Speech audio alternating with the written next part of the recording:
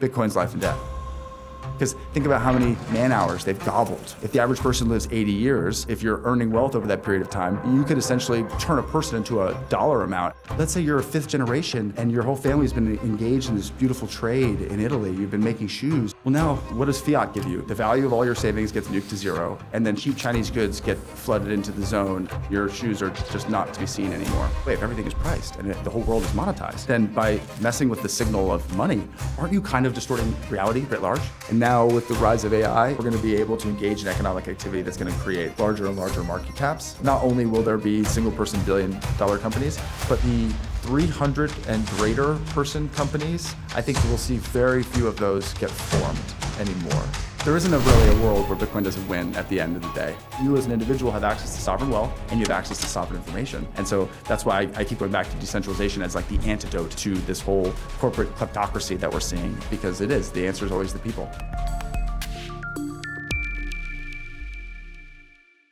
Hello, everyone, and welcome back to the Bitcoin News Channel. I'm your host, Rob Wallace, and today I'm very grateful to be joined by Matt McDonagh, a Wall Street investor turned long-term Bitcoiner, an entrepreneur, and now an AI builder. Matt, how are you doing today? I'm great. Good talking to you.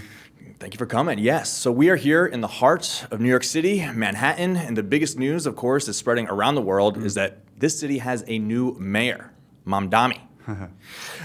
So first, what is your initial reaction as a New Yorker to this big news?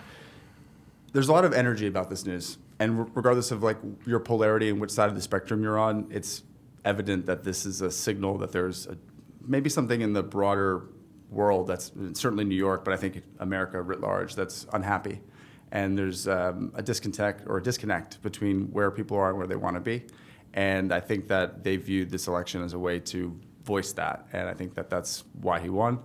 And at this point, that's our mayor. So I want the rule of Mamdani to be as good as possible because I want all New Yorkers to do well. But I think everywhere we've seen policies like this, we have not seen affluence build up. We've seen the opposite happen. So I don't know why this time would be different. But yeah, it's definitely evident that there's a broader thing in the psychosphere that's unhappy, and it needs to be expressed, and that's how it expressed itself last night. Yeah, it seems like things are getting more extreme, right? I mean, Trump is seen as a right-wing populist, Zoran is a left-wing populist, but you often say that we shouldn't think about left versus right, but more centralization versus decentralization. Yeah. Explain that. Yeah.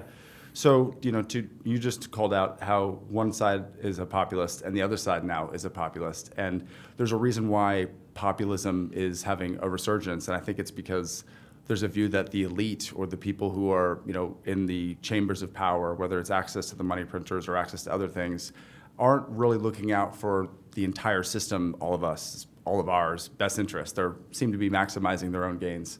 And so I think what is really important is to take a hold of the idea that perhaps the red and the blue, the left and the right, like that's not the hill we want to die on, because frankly, we're all just humans trying to figure out the right outcome and trying to make this thing work. What we need to figure out is, should the power be with us, with each of the people in the node, each node in the system? Should it be at the edges, or should it be centralized in the middle? And there's a lot of economic reasons why centralization makes sense. You can pool resources and get economies of scale. Things can flow a little bit faster. You've got more resources for R&D. You can centralize your marketing. I mean, there's lots of cases to be made for centralization, and there's a reason why corporations are doing very well in this environment where lots of money is being printed, because the money has to go somewhere. So, hello, monetary premium. But these entities, these organizations, are maximizing shareholder value, and they're not trying to maximize utility for everyone in the node. So back to decentralization versus centralization. Decentralization is the concept of pulling energy away from the center and back into the hands of the user, back into the hands of the people. Obviously, it's one of the reasons why I like Bitcoin. And in general, I think that is one of the big tensions in our society right now. It's sovereignty versus surrendering to the collective at the center for convenience. This is the you will own nothing and be happy concept, right? Yeah. Which is, I think, a dangerous one. Yeah, I don't like that. I don't think anybody listening probably likes that idea either. But one funny meme that's been going on about this election is that, New York's the center of capitalism, right? And you look at Wall Street, they've been the benefit of lots of socialism, have they not? They've gotten bailed out time and time again over the last 30, 40 years. Yeah. And so, isn't it ironic? It is. It is very ironic. labels are just that, labels, and they're usually there for marketing purposes, but the reality is what it is. And I mean, I think Mamdani's first act was to send a video out asking all of his supporters to send him money. So I guess the first step in free stuff is paying, but yeah. Yeah, and so do you think that the youth of today are getting disillusioned with capitalism?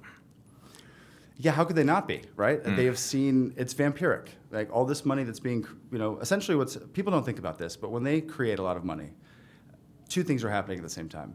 One, people who are closer to the money printer, who have more assets, they are seeing their wealth be increased, right? That's pretty obvious. But two, if you were, let's say you were a little bit of a bad guy and you were wealthy, by flipping on the printer, not only are you making yourself wealthier, but you're also making the people competing against you, the out there people working, trying to put two pennies together and build an empire for themselves. Suddenly, it's harder for them to afford to eat, to put a roof over their head, so they can't build up economic energy, and so they can't be a real, predator or a combatant for the people who are at the top. So there's something, I think, happening very nefarious, and I don't think it's an aw shucks accident. I think we're intentionally soaking the economy with money because it's drenching the people who already have assets and making them fabulously wealthy. And I think it's keeping these people down in place and making inflation spike up, so it's really difficult for them to gain energy. So I think the elites are playing offense and defense with the money printer. And you started your career on Wall Street. Speaking of elites, yeah. Yes. And so do these guys know that they've been the benefit of the money printer, or do they just think that they're lucky and smarter than everybody else? Yeah, candidly, there's a lot of ego there. So a lot of them do just believe that they're that good. A lot of them, I was economically trained. Like I went to Fordham University, I got a degree in economics, and even we didn't talk about the money supply. Like there was macroeconomics and microeconomics and managerial accounting and all sorts of different lenses and way to look at it. But very rarely did we ever scope out and say okay, what are these units of money that we're using and how does it enter our system and who manipulates it and what is the value of money? And by the way, if everything is priced and the whole world is monetized, then by messing with the signal of money, aren't you kind of distorting reality writ large? And that's what I'm seeing, and that's one of the things I saw on Wall Street. Now back to the Wall Street folks, do they know? Do they care? Do they recognize? I think most of them just think they're great. The few that are realizing that the money printer is printing hard, like money printer go Bert, and that's why assets go up, I don't think they care why. I think they're, to your point, they're in a position where they can get exposure using other people's money, then lever it up, and then ride the money printer up, and then, oops, if there's a problem, then they can flip the moral hazard button and get bailed out. So, yeah.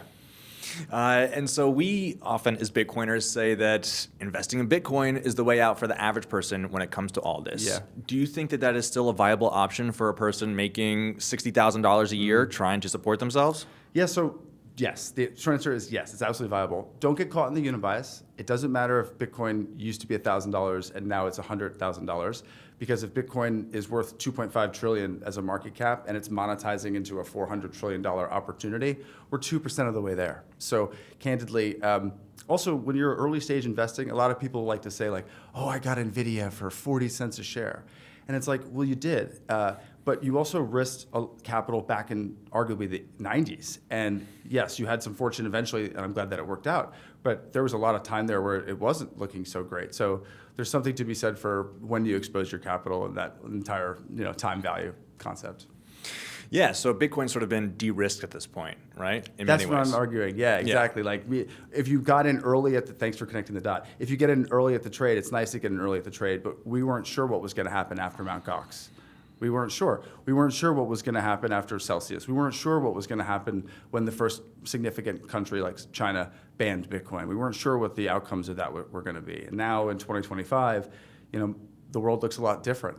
We've got a strategic Bitcoin reserve. We've got some of the biggest countries on the planet openly talking about what their Bitcoin strategy is. And we've got some of the most successful stocks in the stock market are getting their economic energy because they have exposure to Bitcoin. Obviously, MSTR being chief among them, but the rise of the BTC treasury companies is evidence that this is not a Michael Saylor story. This is what happens when you flip out an old analog wealth reactor and you put in a digital nuclear one, and the returns are there. Yeah. So it is 2025, and it's been a wonderful year in terms of headlines, right? All the amazing things that have happened for Bitcoin, Yeah. but we're at the same exact price we were as when we started the year. You've said before that you believe that price suppression in Bitcoin is possible and real. Is Yeah. that what's going on now? Yeah, it's tough to say definitively that that's what's happening, but I'll make the case. So, as I just indicated, Bitcoin's a $2.5 trillion asset. So when you have access to the money printer and you could do things like, I don't know, print money and then step into the perpetual futures market and short the futures market, you could essentially make price action happen where you start to press down on the price. Now, when you've got a $2.5 trillion thing and the global economy is like $1 quadrillion, and then they could use all sorts of leverage and fake money to summon even more money, suddenly they could exert a lot of pressure onto a very small area. And so, yes, I believe it's possible to keep the price action down. I also think there's more going on than just that, right? Not only is there potentially price suppression happening, but we've got more surface area opening up for people to make their bets on Bitcoin. So, it used to just be you think Bitcoin's going to go up, you buy Bitcoin. Now you can, go on Coinbase and go 3.6x, or you can go on Hyperliquid and go 40x, or you can buy a basket of BTC treasury companies because you think that's a better bet because they're connected to the equities market and there's maybe some torque there, some leverage.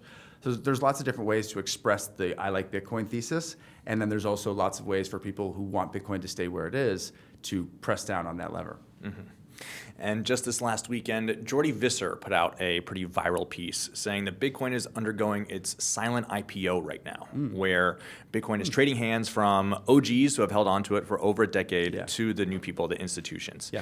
And that actually, we've been in look for a narrative this whole entire year. Is like, why are we not mooning right now? Why are we not at 200K? Yes. And a lot of people seem to have taken that as the most viable answer. That's actually very interesting. I hadn't heard of it, but it makes a lot of sense. I just said don't get caught up in unit bias, but people are people. And so when you've been in the game for 10 or 15 years and you hit a big magic number like $100,000, you start to talk about like your wife and people around you who've been with you in this journey for 10 years. They're like, hey, remember when we used to say when Bitcoin gets to 100,000, we're going to get that house, we're going to get that car. You hear that, you can't live in a Bitcoin thing. By the way, you can borrow against Bitcoin and then buy a structure using that value and then live inside that. So you could actually live inside Bitcoin. But yeah, no, I digress. I think that it actually makes sense that there probably is a capital replacement cycle happening where some people are getting off and they've been here for 10 years. They deserve it. They have their upside. They're ready to go. And then you got to think about who are the people stepping in, right? It's people who used to say some naughty things about Bitcoin. Like now BlackRock is stepping in to buy that Bitcoin. And you could argue like, this is the deep state getting their hands on the Bitcoin. This is bad. Well, look, they're getting their hands on the Bitcoin because they see the economic energy leaving the fiat thing and they know where it's going. They understand physics and math better than the average Bitcoiner. And I think that they also see that the winds are changing from the sovereign level. Like individual nations are getting more involved in this. You've got the Trump family literally is one of the largest Bitcoin holders.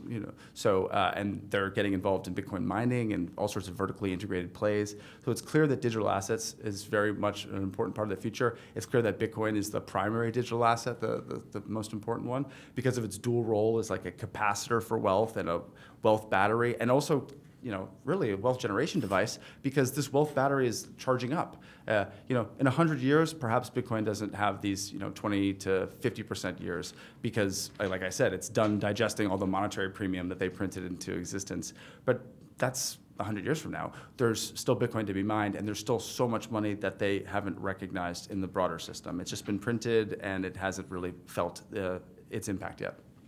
And you first heard about Bitcoin in 2012, 2013, and you've been on this journey for a while now. Yeah. Have you met any of these whales, these OGs? Give me a psychological profile. What are these people like? Well, it's funny. So everyone assumes that they are like genius masterminds. And one of the things I'd like to call out is Bitcoiners are not necessarily the smartest people in the room, but we are a little divergent. Like we will ask a question that other people aren't willing to ask, and we're not satisfied often with like the first answer we get. We'll dig in. And so maybe we're stubborn more than incisive and intelligent, but hey, it works.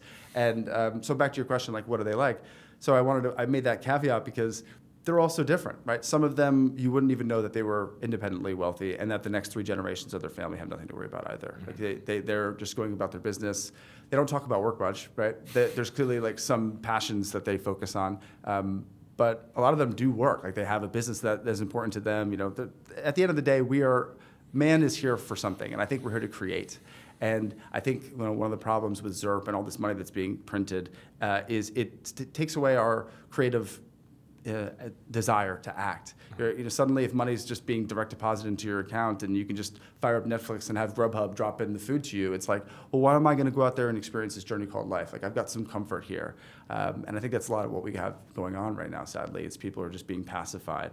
And that's a shame. But yeah, the Bitcoiners are all different. The OGs are some of them are like hardcore. I think the government's going to collapse, and I want to own sovereign wealth. Some just said, hey, that Bitcoin thing makes sense, and they bought 1,000 of it in 2013 and 1,000 more in 2015, and now they've got like 6,000 Bitcoin.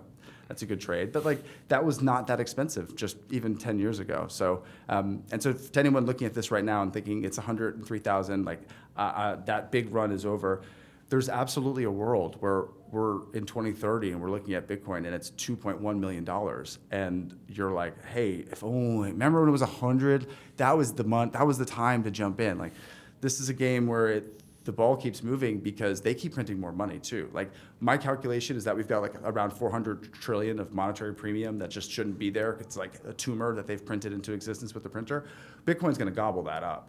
And but they're not going to stop printing. What are they going to do in response to this? I believe they're going to print more. Like the history indicates that their best and only move is to kick the can down the road and generate more wealth for themselves. So I think they're going to do that, which plays right into Bitcoin's hands, right? So you're not too late for Bitcoin if you're considering that right now.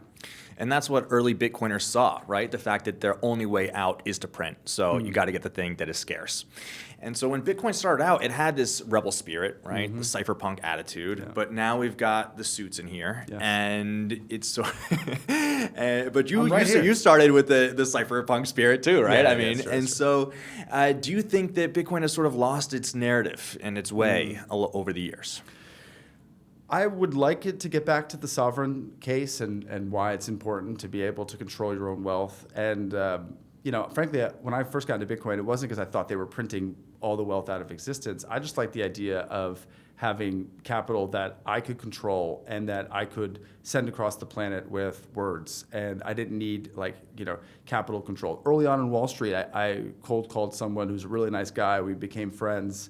He was like in a really stand-up part of the world. We were talking for a long time. It turns out he's, Iraqi, and they couldn't take his money because it was OFAC and all this stuff. And I said, what does it matter? Like, he's a really smart guy. He wants to invest in this deal that we're working on. Like, we can scan his family and make sure he's not a bad guy if that's what you want to do. But like, what is this about? And I realized, man, we're censoring money and we're cutting people off from opportunities. So that's one of the first bugs that I got, where I was like, hey, we shouldn't be able to put walls up around money. We should be able to just hold on to it ourselves. And then later on, I started seeing the money printing problem, and I realized, man, they are literally enriching themselves and keeping us in our place at the same time, which is diabolical, but also brilliant. And it seems as if we've been pacified a bit by so much winning, right? We got the ETFs, we got the Bitcoin president, we got a strategic Bitcoin reserve, and they've tried to make them seem as friendly as possible to Bitcoin and this whole entire demographic that actually helped Trump get into office, right? Big time. And so do you think that we've been sort of pacified by this? And are they just using Bitcoin as a cover for the push for stable coins?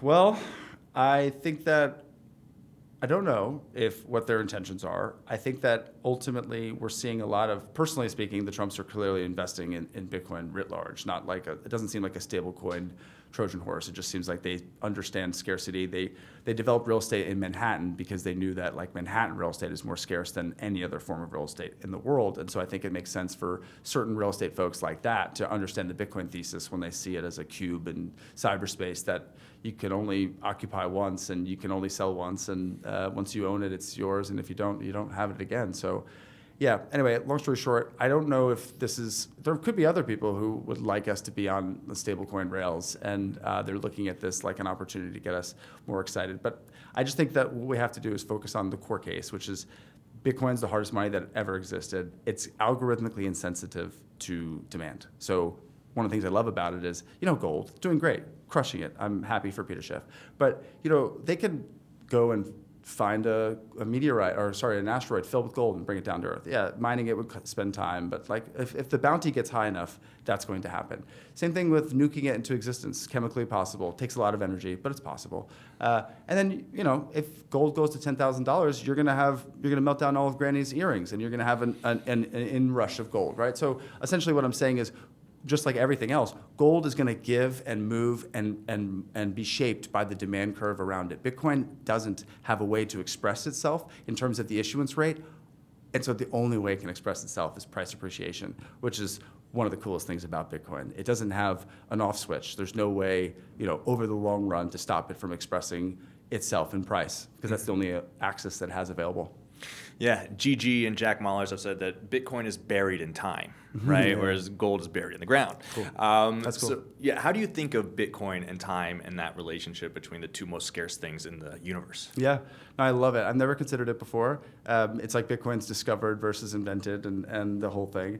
No, it's an interesting way to think about it. I don't have a comment, only because my first time digesting it. And I want to give it some good thought. And so this year, 2025, we've also had the rise of the Bitcoin Treasury Company, right? Well, at least it's been 4 or 5 years since Saylor started it, but this was the real mania phase. And we saw some blow-off tops, and all the charts are just, you look at charts all the time, right? They are some of the ugliest charts you'll ever see. They're not right? nice. So can these stocks recover? And do you think that there's going to be multiple winners or just a handful? Yeah, so I think some of them will recover. I think that some of them will be opportunistically gobbled up by others with better balance sheets, and that's the nature of business writ large. I think if you came to the party and your only trick was, we're a company, but we've got Bitcoin, I think that the premium for that has been already collected by Michael Saylor, and I think that it's going to be difficult to win with just that strategy. Now, if you have a Bitcoin strategy and then you're layering Bitcoin into your business strategy, like if you take payment in Bitcoin, if maybe you're doing some interesting things with your Bitcoin reserves, like lending it to other organizations, people, individuals, and capitalizing it that way, essentially if you're using it in a unique way, I still think there's a way for treasury companies to do very well for themselves. And don't forget, they can't unprint all the money that they've printed, and treasury companies are structured in a way where they can have more surface area with all that phony fiat, and then they can gobble it up, essentially sell equity and sell fiat and buy the hardest asset that's ever existed. That's never going to be, at least not for the foreseeable future, a bad trade over any long period of time. I wanted to briefly interrupt today's interview to give a big shout out to our lead sponsor, Rhino Bitcoin. Rhino is the all-in-one Bitcoin super app built by Bitcoiners for Bitcoiners. Buy or sell instantly. Send sats anywhere on the Lightning Network. Withdraw straight to cold storage. Even turn sats into gift cards or link to a Casa multisig, all within one sleek interface. And Rhino is just warming up. Soon, you'll pay bills, borrow against your Bitcoin, and save for retirement, all without leaving the app. Download Rhino at rhinobitcoin.com or tap the link in the description below. Use promo code BitcoinNews and Rhino will drop you $10 of free Bitcoin into your account today. Secure your stack with Rhino Bitcoin and enjoy the rest of the video. Now, what we did see are irrational exuberance, excitement. A lot of price action was expressed in a short period of time, and they just kept thinking we were going to build castles in the sky, and that we needed a correction. And so I think that's healthy. But yeah, I think ultimately you're going to be hard pressed to find a BTC treasury company for less than 1 MNAV for any long period of time. I think that the market will work itself out pretty cleanly, and you'll even see like opportunistic buyers standing around with dry powder ready to cut deals and gobble companies up when they get close to that, because they know that the replacement value of the Bitcoin is much higher than the current price of the Bitcoin. That's my banker speaking, but essentially, like, if you wanted to go out, like Saylor's Bitcoin, you could count all of Saylor's Bitcoin and then you could multiply it by the price, and you'd say like, hey, Saylor's Bitcoin's worth X.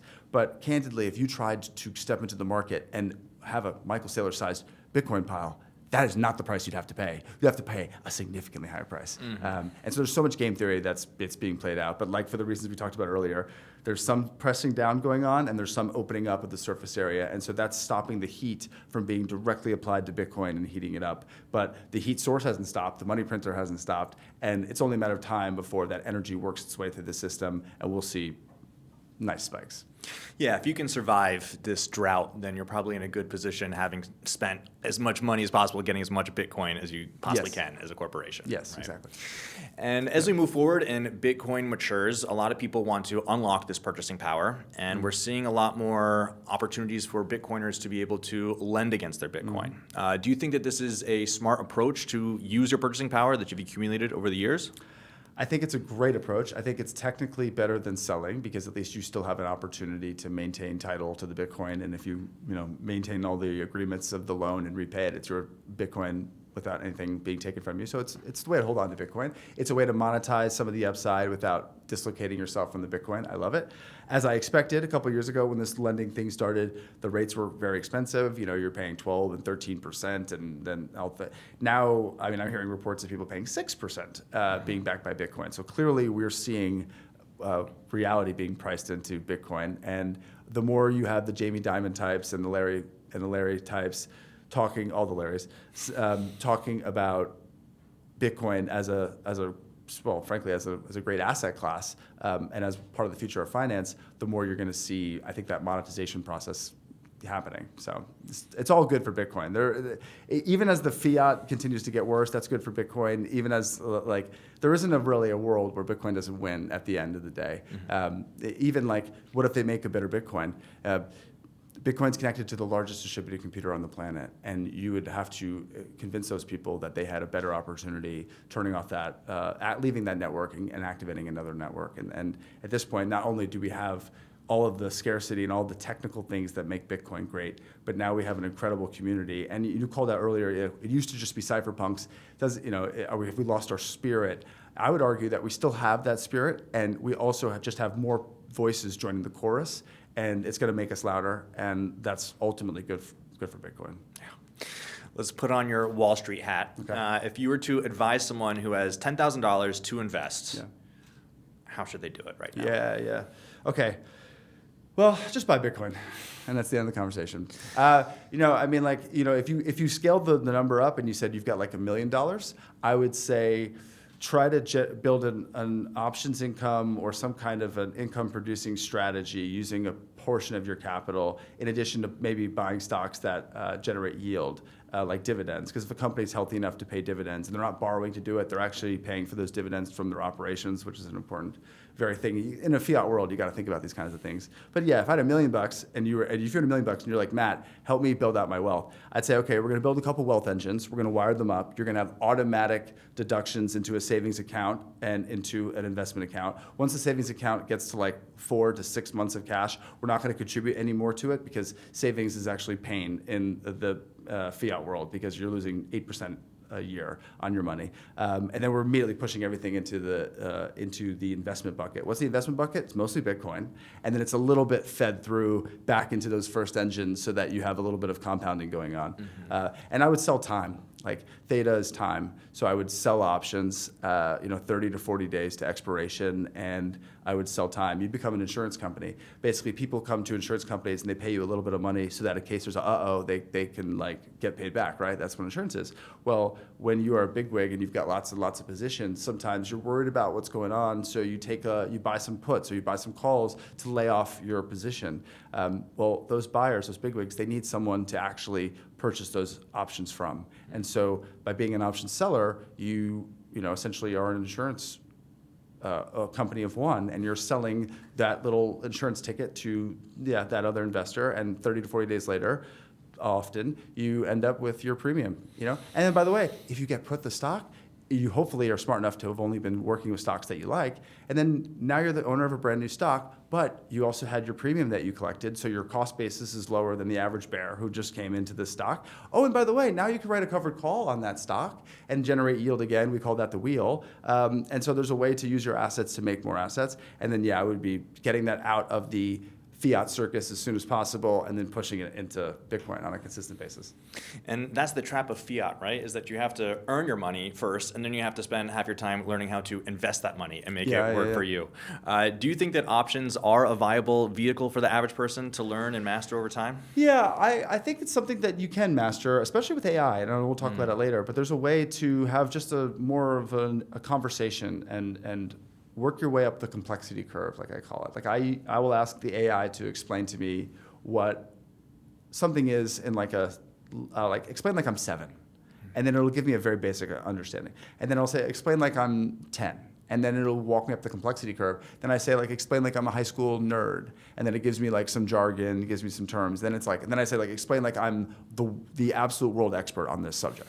And then usually that's still too technical, but I have a nice corpus and I can start to break that down. So back to the, is it possible for you to just sell options. Like, I think that you have to be very careful. This is not financial advice, of course, but like, I think step one is to just get yourself educated on what the heck is an option, what are my tools, what are the different surface areas available to me. Also, if you want, there are companies, there are funds, ETFs, et cetera, and I'm not going to pimp them, but there are who all they do is write covered calls. All they do is write, and then they take the value of that, and you can express it in the share of the ETF. So theoretically, you could just buy that, and you could own a piece of that business without having to sit there and rolling your calls and doing all the other BS that it comes with. Because it's not just like clicking a button and 45 days later, you've got money.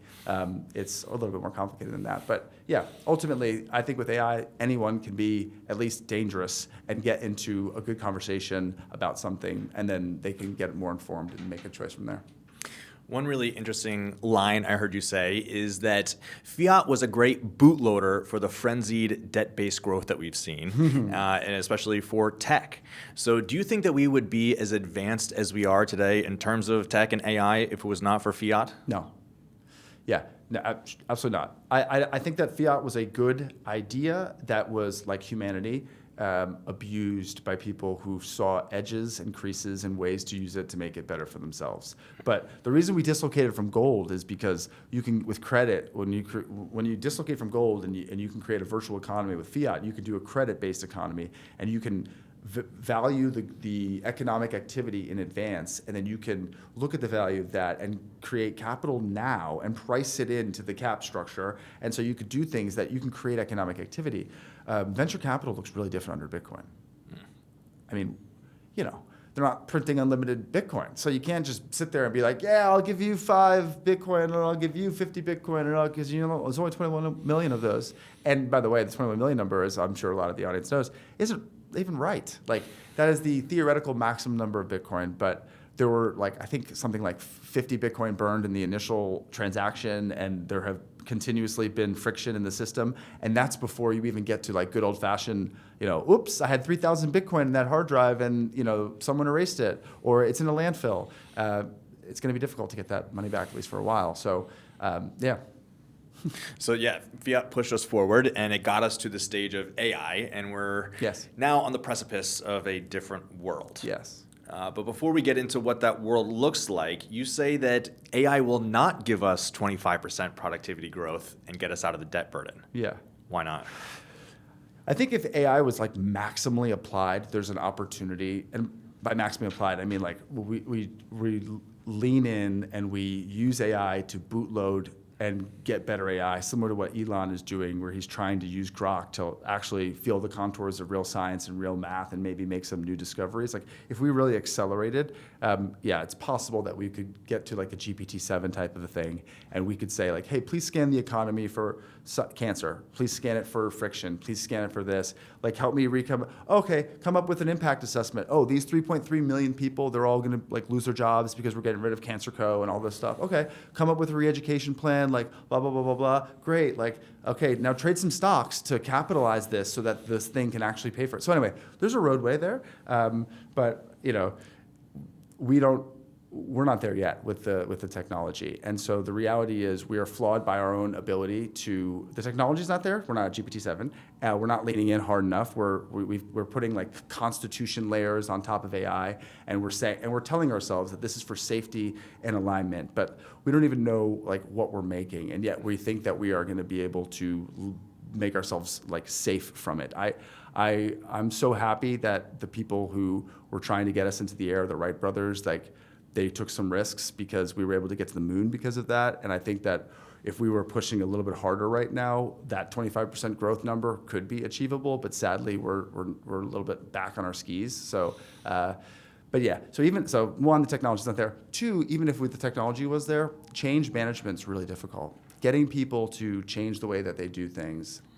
Even if the GPT-7 tells you the perfect process, getting that old dog to learn a new trick is going to be very difficult.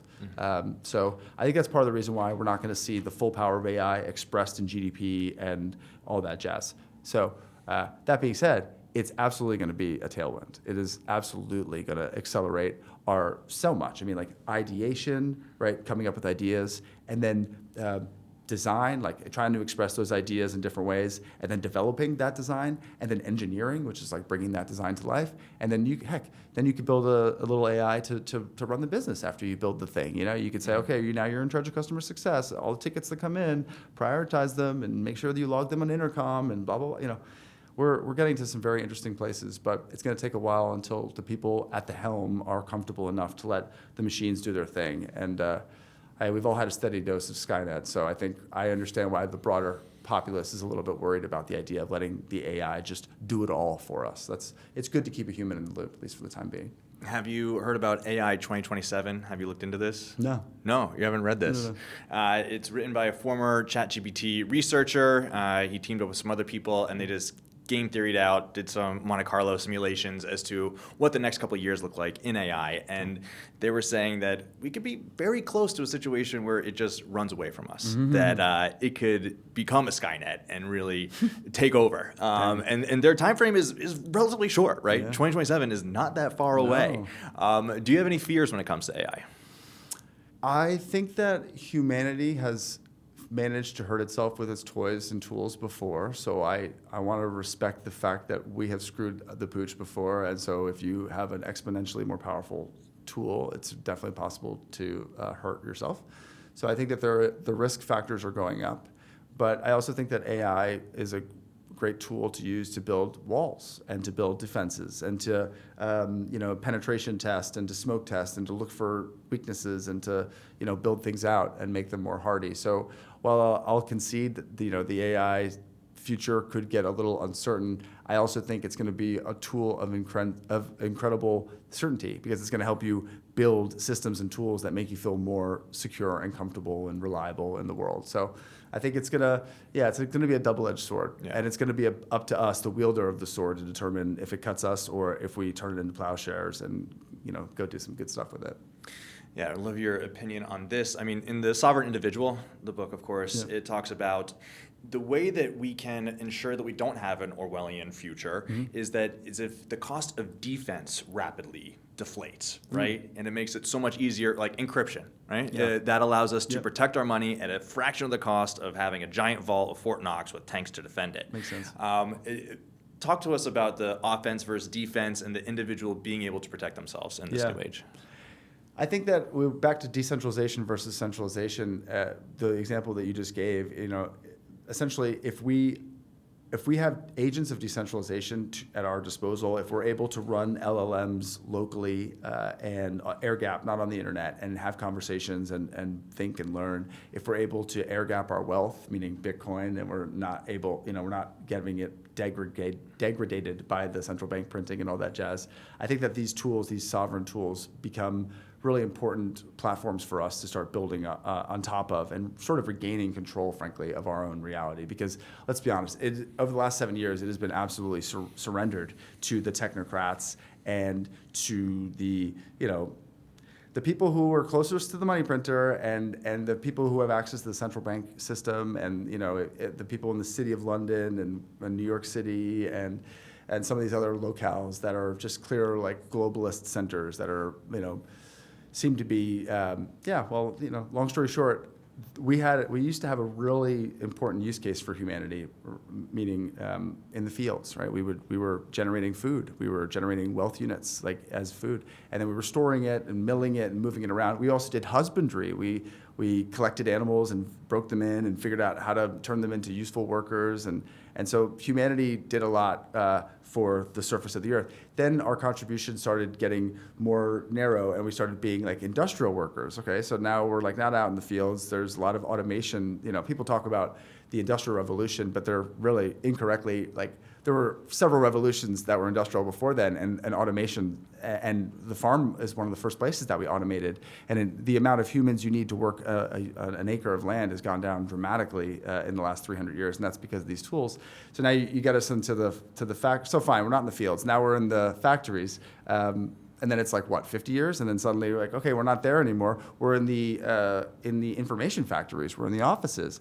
And now with the rise of AI, I think that we're going to see an increase in leverage, which means we're going to see a decrease in the number of people involved in that activity, because every time you see a leveraging of technology, you do see a deleveraging of the number of people employed in the pursuit of whatever that is. And so like you could argue like, wait, doesn't that make technology like a destructive force?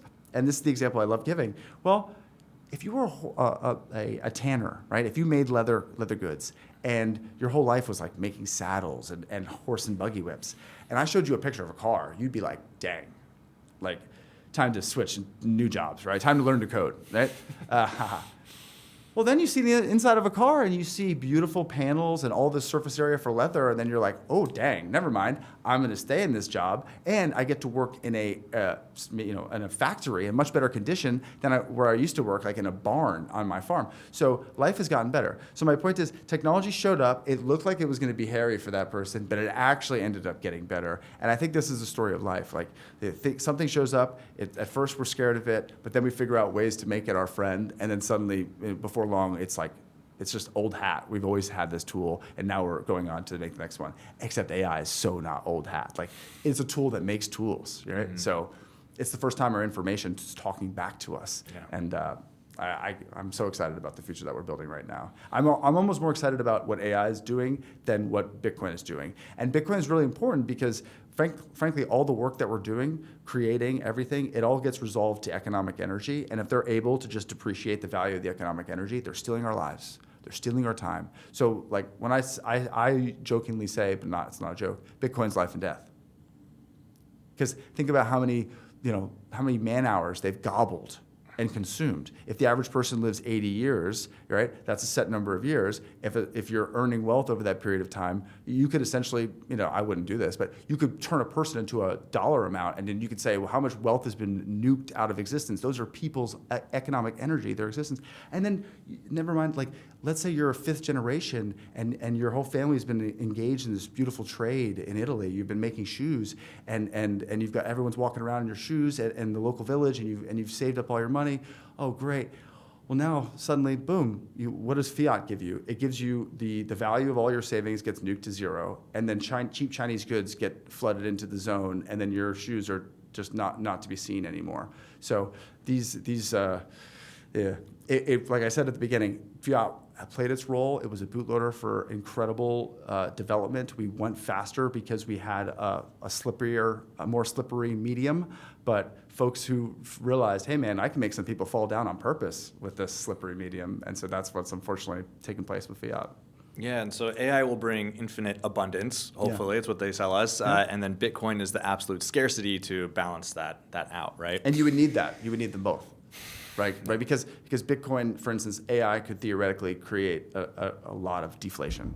And deflation is like a boogeyman to a lot of the monetarist central bankers because they love them some inflation. That's the point of the game. So that's why they've been doing it. So when you tell them stories around the campfire, like, and then the prices went down, like they're just like, no, right? Very scary. But that's the promise of technology. Like, technology is supposed to make this laptop cheaper next year. It's supposed to make all of this better and less expensive. And that's because we're learning about metamaterials, and we're getting better at like nanocircuitry, and we're manufacturing them better. Logistics are getting better. We're moving them, like that laptop cost $26 to get it into your hands 3 years ago. Now it's $14. So that price gets expressed. So there's so many different surface areas that are getting better. What should be happening is we should all be getting discounts on all of our goods. Every year, the new iPhone should be available, and it should be cheaper. Now, of course, the folks in the middle, back to centralization versus decentralization, they don't like that. So they do things like inject a lot of money into the money supply to make that almost impossible to happen. But in an AI world, suddenly you can make a Dropbox. You can make a Salesforce. You can say, with a really cool 3D printer, you could say, design me a car, then go kick off like all the panels in the 3D printer, and then ask Optimus to come over and assemble it. Wake me up when my car's ready, right? And like that's gonna happen. And so that is the power going back to the edges again, right? Like back to us. We don't have to go to the central authority and go buy the car. We can assemble one. We can have a robot make one. So I love where we're headed, and Bitcoin is life and death. But AI is going to be the thing, I think, that gives us intellectual sovereignty, because they've stolen our money, right? By printing endless amounts of it to deflate the value of ours. But they've also been lying to us about a lot about what's happening, a lot about what's happened, because if you keep things in the dark, you can manipulate them much easier than if they're fully aware. Then they're going to be like, no, like you're clearly not acting in my best interest. I don't need to just trust you. But if they obscure certain things from history, then anyway, AI is a tool to decentralize local LLM, get to the truth, learn, explore, and suddenly you as an individual have access to sovereign wealth and you have access to sovereign information. And so that's why I keep going back to decentralization as like the antidote to this whole like corporate kleptocracy that we're seeing, because the answer is always the people. And because of technology, we finally have a way to express ourselves and have a really good defense, back to like asymmetry of defense. If you have a really, really, really cheap defense, it suddenly makes the game non-offensive because there's no ROI in offense. And so that's what these tools give us. Bitcoin and decentralized AI are going to make it very expensive for the bad guys to try to mess with us, because we're going to have ways to figure out what's going on. And for people like you who are extremely agentic, right? You go out there, you have ideas, you like to try new things, mess around. I mean, this future sounds amazing. Yes. But there's a lot of people who aren't like that, Yeah, right? that's true. And I think it's another problem we're running with Bitcoin. It takes extreme responsibility to hold your own money, to hold your own private keys, and be responsible. So do you think that this will be as amazing for everyone, or just those who are entrepreneurial and willing to go out and grab it? Great call out. I think the people who have that agency and that bias towards action will definitely be further in front of the wave. And because of the nature of this exponential technology, they're going to get further and further and further from you, right? So it's true that early adopters, I think, are just like with Bitcoin. The early adopters to AI and the early adopters to this sovereign mindset are probably going to end up outperforming the other folks. That being said, that's good for the market. Like if the early signals are very favorable and the people who are going in and leveraging AI suddenly go from being worth 10 million to 1.5 billion in like the blink of an eye, then suddenly other people are like, dang, maybe I should be getting on this AI thing and leveraging it and trying to figure out what's going on next. So, it's a good signal for the market. And I think more importantly, those people are going to be getting wealthier because of their good things, because they are hungry and they're pushing themselves forward. Whereas right now, the people who win are the people who get access to information when other people don't. That's not exactly like a fair game or a nice one. And more importantly, the information is usually given to people who already have so much money. It doesn't, it's not an efficient way to move heat around the system. Bitcoin, at least, has as I mentioned, an issuance that's completely insensitive to the demand, so that's actually quite fair. And people say, oh, it's not fair. Like you could buy 50 Bitcoin and for nothing back in 2013, and now you need to open up a hedge fund to afford to buy 50 Bitcoin. And it's like, don't get caught up in the unibias. Like I just said, 2.5 trillion is where we are right now. I don't think I'm going to consider getting off the bus until we get to 400 trillion. So we've got like a lot of driving to do. Mm-hmm. Absolutely. Yeah. And you always talk about air-gapped AI. You want to make AI your friend, right? Yep. And this tool, so many people are giving up their whole entire life story to these things. And Amazing. Sam Altman or Elon can read everything about you more than any other technology, Yes. right? So walk us through, I use ChatGPT every day, but I don't use it air-gapped on my computer. Cool. Like, what do you do? How do you get started like that? Cool. So not to plug them, but LM Studio is the app that I use, and it's an interface that lets you load up apps locally. There's like a little mart, and so that you can go and like shop for different open source models. It's kind of like Hugging Face if you're familiar, but it's just an interface where you can find models. It will look at your hardware, and it's kind of like idiot proof. I can do it.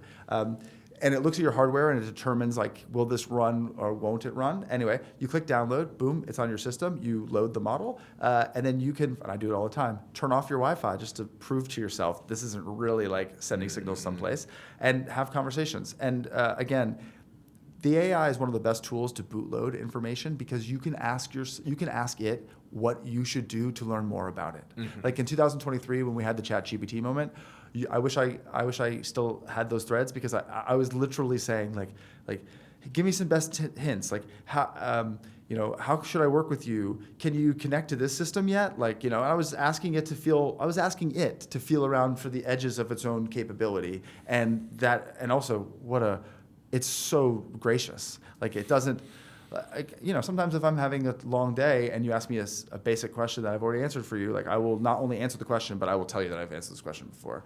ChatGPT has never said that to me. And I know I've asked the same question over and over again. So, I mean, I think that there's something to be said for a teacher who is patient. And also, there's a lot to be said. Teachers are great people, but they've got a lot of other, like, kids in the class and a lot of other distractions. That thread is just thinking about you, and you're just thinking about it. So it's a very focused experience as well. And we're not too far away, I think, from these models being able to see your face while you're like learning, and then it looking at your microfacial expressions and determining, did this person really learn this, or maybe I should come at it from like a different way. So anyway, long story short, you can work with apps locally, and then at that point it's just about using the app to bootload your own intelligence and kind of get a better understanding of what you want to do with it. Okay, so we're going to have all these entrepreneurs creating single-person billion-dollar businesses, and my question is, there's going to be all this deflation, right? Everything's going to get so much cheaper, and the only way the governments can handle it is by creating massive inflation, right? And part of that massive inflation, I think, is UBI. But a crazy stat is, if you wanted to give every single person in America $16,000 a year of UBI, it would be $5 trillion. That's all the tax receipts that we take in an entire year, right?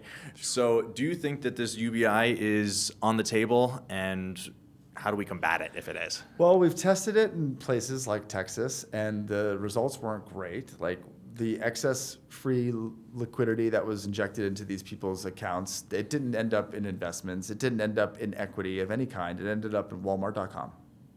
So I hesitate to think that giving consumerists more money to consume is the solution to the problem. Right? I think it's going to be largely a function of, one, there will be growth related to margin expansion and like more surface area is going to open up thanks to the AI. And so we're going to be able to engage in economic activity that's going to create larger and larger market caps. So I do think that, not only will there be single person billion-dollar companies, but life is more fun when you play together. So I think that you'll still see plenty of 5 to 15 person companies. Now I think, and we'll see if I'm right, the 300 and greater person companies, I think you will see very few of those get formed anymore. You might see some business combinations. To your point, there's so many AI developers and people teaching themselves, and there's so many apps being funded, and so much, the ecosystem is very busy right now. There's going to be a consolidation, and so it's possible that some people are going to try to roll up some of these nerds and some of this stuff together and to build something new, like a new foundational model company could emerge.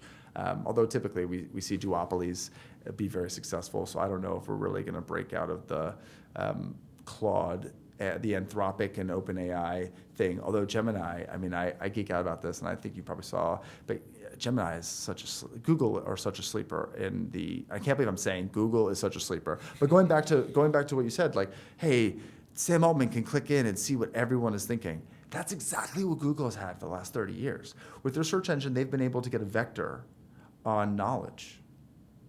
What? So a vector is like where a thing is and where it's going and like how fast it's going. So like it's not just like a point in time. So essentially when a phenomena would happen, Google could watch the world figure out how they wanted to learn about it. Mm-hmm. So they didn't just they got their paths to curiosity, they got what they did next. So like after they learned about this, then they learned about this. So they've had this incredible data set that I'm sure they've been thinking like, oh man, I'd love to mine this, but like why cannibalize your own search business? So, they're the ones who created the attention is all you need paper, that the transformer, thing started there. They've built the TPU, which is like a tensor processing unit. This is basically like a giant matrix multiplier that's way, way harder than GPUs. Like CPUs are they're good for a lot of things, but they don't do as well when you're doing parallel mathematics. And so GPUs are graphical processing units. These are built because pictures are parallel grids of ones and zeros and RGB and all that jazz. So to render video games quickly, you need like really powerful, GPUs. And so Google has, and that's why NVIDIA have done so well, because they were initially a video game, manufacturer, essentially component manufacturer upstream. And then obviously we started doing multiplication really fast and calling that AI. I don't think it's quite AI yet. I think in 10 years we'll look back at LMs and think they were very important. They got the world very interested in AI, and it was a very important moment for awareness about the opportunities. But I think we're going to laugh at the idea that we needed 300 trillion parameters to answer the capital of Paris. You know. So from France. this conversation, it's very clear that the world is changing very fast. Owning Bitcoin is a huge proponent of succeeding in the future. And then also messing around with this stuff. But I love the tips that you give in terms of building in public and that distribution is the moat. So explain that, please. Yes, of course. So in a world where anyone can ideate with AI, and in a world where anyone can then take an idea, like the technical moat has come down. Like I tried launching a hedge fund, and Excel couldn't do what I needed it to. And so I started to teach myself Python so I could do some machine reading and basically pull in financial statements and then build a Boolean map, which is like ones and zeros living together. Cats and dogs, nightmare. Anyway, no, jokes. So I would build these things. And so I saw the power of technology up close, and I said, this is really important. This is a rising power. Can you reorient me? What was the question? Building a moat and distribution being okay, great. So, but you know what? When I needed to get this thing like fully stood up, I had to go call a developer. Like I had to go call an engineer. I had to like get this thing to be fully alive. Now you could teach yourself and bootload and kind of become good enough to actually get that app all the way out the door. So what are the practical implications of that? Well, that means a lot of competition for attention. It means, to your point, like not only are prices going to come down, but there's going to be a lot of choices that you have to make. So who wins in that world where anyone can make anything at any time? Well, probably the person who has the audience and also has the trust of the audience. Like we're seeing people buy followers, we're seeing retweet groups and rings, we're seeing lots of algorithmic manipulation. But we don't really see like genuine engagement. Like we see an account with 700,000 followers, but they have like 15 likes, and you're just like, no, if you built your audience, you'd have 160 likes. Like something's not right here. And there's a lot of this faking engagement because we live in faking audience because we live in a world that I just said that's increasingly recognizing, distribution's the thing. So people are faking it till they make it, but they're not making it. But they are wise to be trying to act big because I think that's going to be the big differentiator. If everyone can make everything, then you need to be able to get to the market, and you need to be able to make them feel comfortable that your approach is worth evaluating among the sea of other options. And so if you are focusing on distribution, then you are going to have a tool in place that you can monetize. And by the way, you can build an audience, bring them a thing, and then they could reject the thing. And then you could bring them another thing. Like, when my hedge fund failed, I started pitching a lot of the technology that I was getting a lot of deal flow, and I was going back to the family offices that were investing in my fund, and I was like, hey, I got these 3 technologies. Like, this one's cool. I like this one. Here's the issue with this one. That's what I think. And then they'd say, you know what, that one's actually interesting. Okay, you know what, if you put together an SPV, I'll jump in with you on that deal. So there's something to be said about being, curious, and I think that's going to become increasingly important too in the future state that we're building.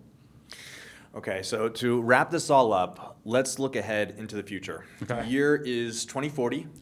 According to the power law, Bitcoin is $10 million a coin. Mamdani has done 2 terms, and we are in this world where AI is everywhere. Yeah. So what is daily life like for a New Yorker in the year 2040? Okay, so AI is everywhere, so are robots. AI isn't just in the cloud anymore, it's embodied. So I think you're going to see by 2040 a lot of embodied intelligence, which is robots. That's really exciting. I think it's a way for the rising power of AI to express itself in the physical world and do a lot of mundane things for us, do a lot of things that we don't want to be doing. So I don't think of this as like a scary world where the robots are taking our jobs. I think of this as like a world where the robots are taking a lot of load from us, mental bandwidth, physical bandwidth, and they're freeing us up to do like a lot of interesting creative things. I think that the commercial world, to your point, has spread. So it's not a lot of 3,000 person firms, it's a lot of 5 to 50 person firms. And so there's a lot of collaborating happening. I think we all have digital twins. And so I think you wake up and your digital twin has just basically checked out of work. And so it's been reaching out to people on your behalf, building stuff, prototyping, yada, yada. And then it's giving you like a briefing. You're having breakfast and it's talking to you about what's happened, what it did last night, some wins, some bottlenecks, some things, Anyway, then you ask the digital twins for all your business partners to come over and you guys have like an informal board meeting.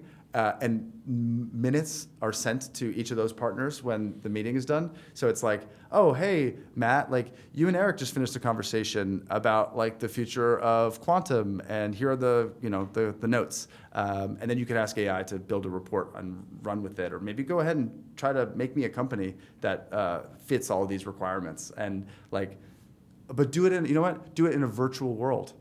Never mind, like, let's not risk real capital on this one. Spin up Virtual World 2, and then let's run the same business model 1,000 times, and then find out the best one. And then tomorrow, let me know. Because time's going to compress in Virtual World, so you could run as many loops as you want, and then come back with the answer if you had enough compute. So yeah, I think we're going to have digital twins. I think robots. I think lots of collaboration. I think that we're put on this place to create, and I know we're not supposed to be chained to our desks, being knowledge workers, having our brains like drained of all of our essential energy, and then turning into fabulous wealth for the people who own equity, and then the people who are like behind the screens are just getting paid a meager wage, and then the wage is being drained after we get paid the wage, then they're draining it. So that was not the point. I know that was not the plan. We're here to create, and I think that Bitcoin gets us way back to creation, because suddenly you've got a substrate for savings. Like, how do you create? How do you have the comfort of creation if you can't have a period of time where you do a lot of work,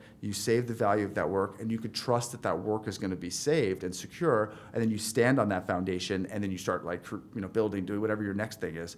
Well, under the fiat standard, like when I left Wall Street, like I had a couple $1 million. That's worth a whole lot less now than it was 10 or 12 years ago, and that sucks. And that's why I went into Bitcoin. And again, I think Bitcoin is a source of sovereignty for your pocketbook, and I think that AI is a source of sovereignty for your mind. And I think that price is an information area, and I think that all the information that you read on the internet and all that's an information area, and both of them are being manipulated. Price signals are being manipulated, and like what's actually just being discussed in the open air is being manipulated, and that's obviously very intentional. And again, like Bitcoin and decentralized AI give you the antidote to that and give you a way to combat that. So anyone listening to this, I would encourage you to buy some Satoshis and fire up LM Studio and get a model going and just ask it, like, how do I use you, and come up with a cool project. And look, the cool thing about the air-gapped ones too is, back to the Sam Altman thing, you have less fear of it like reporting to its masters about what you've been talking about. So you can just say like, hey, here are my passions, help me come up with a side hustle. I'd like to try to come up with a way to take what I love and make a little bit of extra money on it because I want to buy some more Bitcoin. And so you could have that conversation and not train, because make no mistake, Sam Altman is the new Google, right? Like Google had 30 years to look at how we learned and knew that. Now Sam's in the chats and understands like what we're up to and what we care about. And that's really powerful tool for him, more power to him and his investors, but you should take that power away and run LLMs locally. Not your keys, not your coins, and not your weights, not your AI. Matt, this has been an extremely dense hour. Really, really enjoyed it. If people want to find out more, where should they go? So I'm on x.com. My handle is McDonagh, McDonagh, Matthew, Matthew. And then I'd also like you to come to wealthsystems.ai. I talk about the different technologies and tools that you can use. And technology, people think that technology is just always a device. It's always something. Technology could just be a system that you set up. It could be a mental device. It could be automatically saving some money and automatically investing some money in Bitcoin. That's technology. And so Wealth Systems is about helping people build little technologies for themselves so that they can regain sovereign power. All right, go check it out. Yeah. Thank you so much, Matt. Cheers, man. Thanks for making it to the end of the video. If you could drop a like and a share, it would help in our mission to accelerate adoption. If you're looking for more Bitcoin signal, join over 10,000 readers of our newsletter, Bitcoin News Weekly. Every Monday morning, we send out the biggest headlines of Bitcoin to keep you in the know in under 5 minutes. Links below in the description. Then come hang with us live every Monday at 11 a.m. Eastern. We break it all down live on stream with a new guest, and you can add your 2 sats in the chat. See you next week.